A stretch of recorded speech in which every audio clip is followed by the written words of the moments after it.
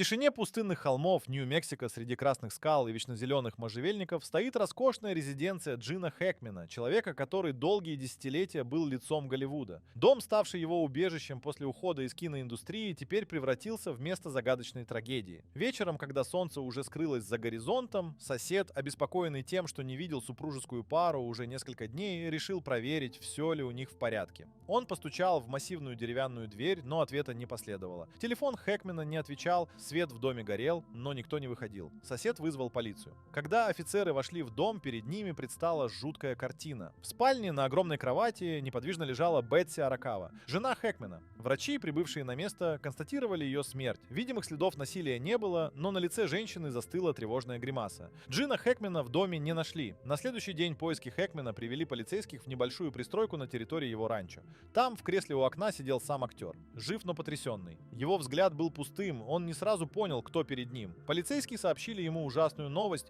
но он не отреагировал. Возможно, он уже знал. Через неделю его самого найдут мертвым, а через несколько дней их верного пса. Что же случилось в этом доме? Болезнь, несчастный случай или нечто более зловещее? Интересное совпадение или продуманная схема? Первые версии появились уже в день обнаружения тел. Последние дни Бетси, она всегда была рядом. Невидимая тень великого актера, его тихая поддержка и его верный друг. Бетси Аракава, женщина, которая делила с Джином Хэкменом более 30 лет жизни, была той самой скалой, на которую он мог опереться. Никто и представить не мог, что именно она уйдет первой. За несколько недель до своей смерти она начала жаловаться на слабость. Ее энергия угасала, но врачи не находили ничего серьезного. Все списывали на возраст и стресс. Она почти не выходила из дома, редко отвечала на звонки, а когда отвечала, звучала уставшей. Джин тоже менялся. Казалось, что он теряет связь с реальностью. Иногда он называл ее другим именем, иногда забывал, зачем пришел на кухню. Но, несмотря на это, Бетси заботилась о нем, как могла. В тот день, когда ее нашли мертвой, на столе осталась недопитая чашка чая, рядом раскрытая книга.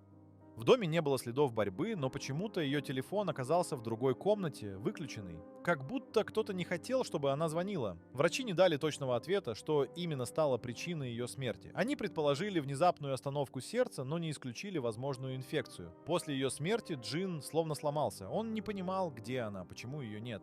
А когда ему объясняли, через пару минут он снова спрашивал: «А где Бетси?» Эта потеря стала для него последним ударом. Но был ли это просто удар судьбы? Или в этом доме происходило нечто более мрачное? Состояние Джина после утраты.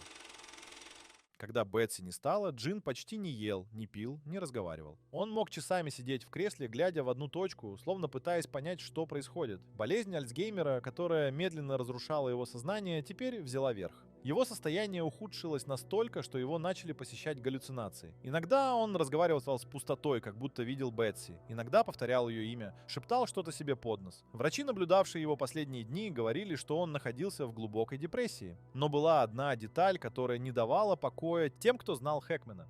В один из вечеров он сказал медсестре: «Мне кажется, за мной следят». Женщина не придала этому значения. Она решила, что это очередная галлюцинация. На следующее утро Хэкмена нашли мертвым, в том же кресле, в котором он провел последние дни.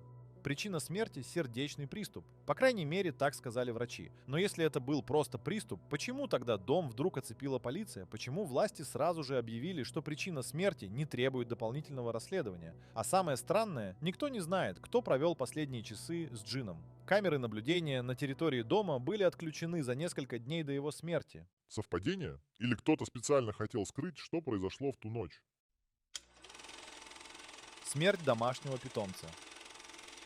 Когда умер Джин, в доме остался еще один живой свидетель. Их собака, верный спутник актера, который был с ним долгие годы. Ее нашли мертвой возле камина спустя несколько дней после смерти хозяина. На первый взгляд, обычное несчастье. Старый пес просто не пережил утрату. Но ветеринар, осматривавший тело, заметил кое-что странное. В его крови нашли следы неизвестного токсина. Значит ли это, что собаку отравили? Несколько соседей утверждали, что за неделю до смерти Джина животное вело себя странно. Оно рычало в пустоту, лаяло по ночам, будто чуяло угрозу. Некоторые утверждают, что в день смерти Хэкмена собака выла почти без остановки. Если бы пес мог говорить, возможно, он бы рассказал, что видел той ночью. Возможно, его смерть – это не просто трагическое совпадение, а последняя деталь в этой мрачной головоломке. Официальные версии. Когда полиция завершила расследование, их заключение звучало просто. Естественная смерть. У Джина сердечный приступ, у Бетси внезапный отказ сердца. Собаку даже не стали учитывать в отчете. Но не всем это показалось убедительным. Несколько независимых криминалистов утверждали, что тела Хэкмена и его жены были найдены в слишком странных позах. Как будто они умерли неестественно быстро. Как будто они не боролись, не осознавали, что с ними происходит. Более того, финансовая проверка выявила кое-что интересное. За несколько недель до смерти Джина с его счетов начали исчезать деньги. Крупные суммы переводились на неизвестные счета в офшорах. Кто-то пользовался его деньгами, пока он был еще жив. Но кто? Когда начались вопросы, внезапно заговорила его дочь, Лесли Хэкмен. Она выдвинула версию, что в доме произошла утечка газа. Но власти быстро опровергли эту информацию. Почему она так торопилась предложить альтернативную версию? И почему, когда журналисты начали копать глубже, они нашли кое-что еще более подозрительное? Подозрения и теории заговора. Когда дело Хэкмена официально закрыли, у общественности возникло слишком много вопросов. 2 человека умирают с разницей в неделю. Затем умирает их собака. На камерах наблюдения нет записей последних дней, а их банковские счета показывают подозрительные транзакции. Слишком много странных совпадений для случайности. Теории заговора не заставили себя ждать. Одни считали, что это было спланированное убийство, другие говорили о том, что Джина могли отравить, чтобы ускорить раздел наследства, а самые смелые утверждали, что причиной всему было нечто сверхъестественное. Но были и более реалистичные догадки. Например, версия о том, что кто-то из близкого окружения Хэкмена хотел поскорее получить доступ к его состоянию. По данным, опубликованным независимыми журналистами, незадолго до смерти актера с его счетов были сняты миллионы долларов. Сразу же возник вопрос, кто мог это сделать? Хэкмен не пользовался интернет-банкингом, не переводил деньги самостоятельно. Единственный человек, у которого был доступ к его финансам, это Лесли Хэкмен, его дочь. Но зачем ей это делать? Разве у нее не было хорошей жизни? Все оказалось не так просто. Роль Лесли Хэкмен. Лесли не была близка с отцом в последние годы. Ее редко видели в его доме, а когда она все-таки появлялась, соседи замечали, что их разговоры проходили на повышенных тонах. Дочь легендарного актера вела роскошный образ жизни, но ее финансовое положение было далеко не таким стабильным, как казалось. Ее бизнес был на грани банкротства, счета в банке пустели, а кредиторы уже начинали требовать возврата долгов. И вот в этот момент ее отец внезапно умирает. Но еще до его смерти она внезапно начала проявлять интерес к его состоянию. Незадолго до смерти Бетси Лесли пыталась оформить юридические документы, дающие ей право распоряжаться активами семьи. Но Бетси воспротивилась этому. Ссора между женщинами произошла за несколько дней до трагедии. Что если смерть Бетси была не случайной? Что если кто-то просто убрал последнюю преграду на пути к миллионам Хэкмена? Лесли утверждала, что не имеет к этому никакого отношения, но ее поведение после смертей говорило обратное. Финансовые трудности Лесли. Когда журналисты начали копать глубже, они нашли то, что полиция почему-то проигнорировала. Лесли Хэкмен была по уши в долгах. Ее компании терпели убытки, она продавала недвижимость, брала новые кредиты, пытаясь удержаться на плаву. Но были и еще более тревожные детали. Незадолго до смерти отца с его счетов исчезло несколько миллионов долларов. Эти деньги не были учтены ни в одном официальном отчете. Они просто пропали. Лесли не могла объяснить, откуда взялись эти транзакции. Более того, адвокаты актера утверждали, что перед смертью Джин несколько раз пытался изменить завещание, но документы так и не были подписаны. Может быть, он подозревал, что его дочь замешана в чем-то темном. Оставался один главный вопрос. Если Лесли действительно причастна к смерти отца, как именно она это сделала? Поведение после трагедии. Люди, которые были знакомы с Лесли, заметили одну странную деталь. Она не проявила никаких эмоций после смерти родителей. Ни слез, ни скорби, ни даже публичных заявлений. Вместо этого она сразу же наняла частного адвоката, который начал заниматься финансовыми вопросами семьи. Она прекратила общение с родственниками, избегала прессы, а когда журналисты все-таки добивались интервью, отвечала сухо и холодно. Такое безразличие не осталось незамеченным. В социальных сетях начали обсуждать ее поведение. Как можно не испытывать эмоций после смерти отца, писали пользователи. Более того, через несколько дней после похорон Лесли улетела в Европу. Официальная версия. Она хотела отдохнуть от внимания СМИ. Но выглядело это так, будто она просто хотела скрыться. Но самое любопытное заключалось в том, что после ее отъезда полиция вдруг прекратила любые расследования. Будто кто-то сверху дал команду закрыть дело. Кто мог быть настолько влиятельным, чтобы остановить расследование смерти одной из самых известных голливудских легенд? Незаконные финансовые операции. За 3 месяца до смерти Джина кто-то начал активно перемещать его средства. Первым тревожным звоночком стали небольшие переводы. Сначала несколько десятков тысяч долларов, затем сотни. Впоследствии суммы увеличились, пока со счетов актера не исчезли миллионы. Но если бы все ограничилось этим, возможно, никто бы не придал особого значения. Однако расследование показало, что деньги переводились на счета, зарегистрированные в офшорах. Часть средств ушла в компании, которые, как выяснилось, существовали только на бумаге. И что самое интересное, эти операции проводились с использованием электронной подписи. Но Джин Хэкмен никогда не пользовался онлайн-банкингом. Все финансовые вопросы он доверял жене и своему бухгалтеру. Но после смерти Бетси все полномочия перешли к одному человеку – Лесли Хэкмен.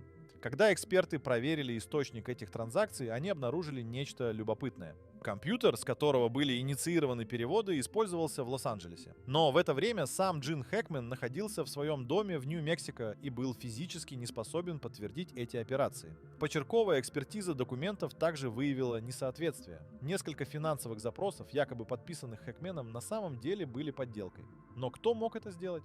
Следователи обратили внимание на тот факт, что за несколько недель до смерти Хэкмена его дочь Лесли внезапно попыталась ускорить процесс передачи активов. Она встречалась с юристами, запрашивала документы на переоформление собственности. Она хотела получить контроль над семейным фондом, но что-то пошло не так. Хэкмен отказался подписывать бумаги. Есть версия, что именно после этого события Бетси Аракава начала подозревать неладное. Возможно, именно она пыталась предотвратить мошенничество. Но если это так, значит ли это, что ее смерть тоже не была случайной? Версия об утечке газа. Когда журналисты начали задавать вопросы о странных обстоятельствах смерти Хэкмена и его жены, первой, кто выступил с объяснением, была Лесли. Она уверенно заявила, причиной трагедии могла стать утечка газа. По ее словам, в доме Джина были старые коммуникации, и это могло привести к медленному отравлению угарным газом. Она уверяла, что именно поэтому ее отец выглядел потерянным в последние недели, а его состояние резко ухудшилось. Однако власти быстро опровергли эту версию. В ходе официального расследования никаких следов утечки газа найдено не было. Более того, в доме стояли современные датчики, которые должны были среагировать на любую опасность. Но почему Лесли так упорно настаивала на этой версии? Когда специалисты проанализировали ее заявление, они нашли еще одну странность. Если бы в доме действительно была утечка, почему Джин выжил после смерти жены? Почему он не умер сразу, а лишь спустя неделю? Этот момент стал ключевым. Если Бетси умерла первой, а Джин жил еще несколько дней, значит причина их смерти не могла быть связана с газом. Так зачем Лесли пыталась вбросить ложную версию? Возможно, чтобы отвлечь внимание от чего-то более серьезного. Расследование полиции. После смерти Джина Хэкмена и его жены полиция Нью-Мексико начала стандартное расследование. Осмотр дома, опрос свидетелей, проверка медицинских заключений. Все шло по протоколу. Но были детали, которые вызывали вопросы. Например, в отчетах значилось, что никаких следов насильственной смерти не обнаружено. Однако некоторые следователи утверждали, что тело Джина находилось в странной позе, как будто он умер внезапно, без попытки сопротивления. Медицинская экспертиза также показала, что в его организме были остаточные следы неизвестного вещества. Врачи не смогли точно определить его природу, но отметили, что оно могло повлиять на работу сердца. Но почему полиция не стала углубляться в этот вопрос? Почему не было проведено повторного токсикологического анализа? Ответ мог быть прост. Кто-то сверху не хотел шумихи. Когда независимые журналисты попытались получить доступ к деталям расследования, им отказали. Документы по делу внезапно были засекречены. Адвокаты семьи также молчали. Они отказались комментировать ход расследования и закрыли доступ прессы к финансовым документам Хэкмена. Чем дальше шло расследование, тем больше деталей ускользало. И тогда все взгляды вновь обратились к Лесли. Медийное освещение, смерть Джина Хэкмена потрясла Голливуд. СМИ наводнили заголовки. Легенда кино ушел из жизни. Неожиданная трагедия в семье Хэкмена, что скрывают родственники знаменитого актера. Но вскоре в этих заголовках начало звучать другое имя – Лесли Хэкмен. Журналисты раскопали ее финансовые проблемы, ее попытки получить контроль над активами отца, ее странное поведение после трагедии. Но самое главное – ее молчание. Она отказывалась от интервью, избегала публичных мероприятий, а ее адвокаты тщательно фильтровали всю информацию, которая могла попасть в прессу. Один из самых громких случаев произошел, когда репортер попытался задать ей вопрос о пропавших миллионах. В ответ Лесли просто развернулась и ушла. Это молчание только усиливало подозрения. Люди начали задаваться вопросом, если ей нечего скрывать, почему она так боится говорить. Реакция общественности. Когда новость о смерти Джина Хэкмена и его жены появилась в СМИ, мир был потрясен. Официальная версия — естественная смерть. Казалась убедительной только в первые дни. Но чем больше информации всплывало, тем сильнее росли подозрения. Сначала в социальных сетях появилось недоумение. Почему никто не знал о тяжелом состоянии Хэкмена? Почему все произошло так внезапно? Почему их собака тоже погибла? Люди начали замечать странные детали, которые полиция словно игнорировала. Но настоящее бурление началось, когда всплыли финансовые махинации. Где деньги? Этот вопрос стал главным в обсуждениях.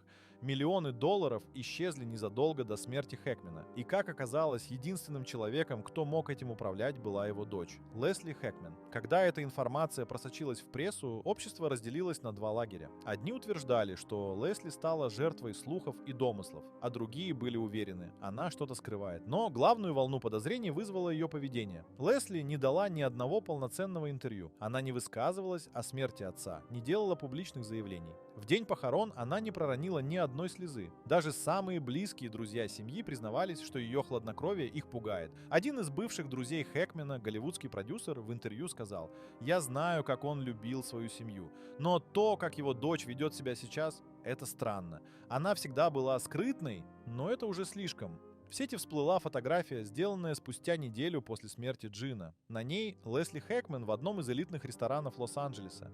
Она ужинает в компании неизвестного мужчины, выглядит расслабленной, смеется.